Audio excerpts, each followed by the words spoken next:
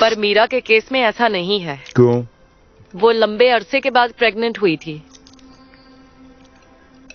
वो ऐसी गलती नहीं कर सकती। पता नहीं उसके साथ ऐसा कैसे हो गया।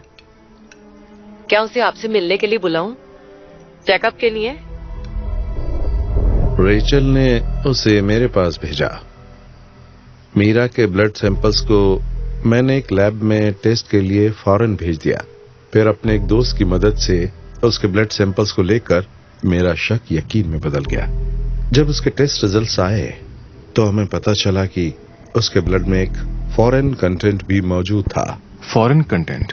हाँ, पर वो क्या था ये पता नहीं चला। तो इसलिए मैंने उसका नॉर्मल ट्रीटमेंट शुरू कर दिया।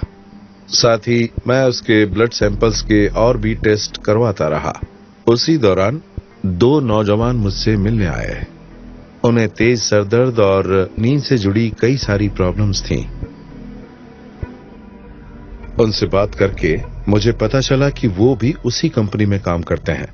मुझे शक था, इसलिए उनके ब्लड सैंपल्स के भी टेस्ट करवाए और वही फॉरेन कंटेंट उनके ब्लड में भी मिला। उन सब में एक ही कॉमन फैक्टर था, उनका ऑफिस। इसलिए मैंने उन्हें मीरा के बारे में बताया। मीरा?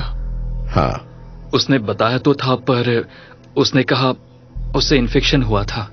नहीं, वो इन्फेक्शन की वजह से नहीं हुआ था। तो फिर? ऐसा सब्सटेंस जो डीएनए म्यूटेशन की वजह बनता है, उसके ब्लड में वो था। कुछ खास ड्रग्स की वजह से ऐसे म्यूट एजेंट्स ब्लड में होते हैं। ड्रग्स? हाँ, मैंने मीरा से इनडायरेक्टली पूछा भी था, पर मैं उसकी काउंसलिंग नहीं कर पाया। सर, लेकिन मीरा ड्रग्स तो बिल्कुल नहीं लेती है। हाँ सर, वो बेचारी तो बियर तक नहीं पीती। हाँ, लेकिन फिर वो एलिमेंट उसकी बॉडी में दाखिल कैसे हो गया?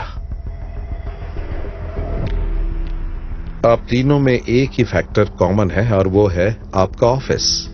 अगर एक ही ऑफिस में काम करने वाले 3 लोगों को एक ही बीमारी हुई है तो इसका मतलब प्रॉब्लम आपकी वर्किंग प्लेस में ही है।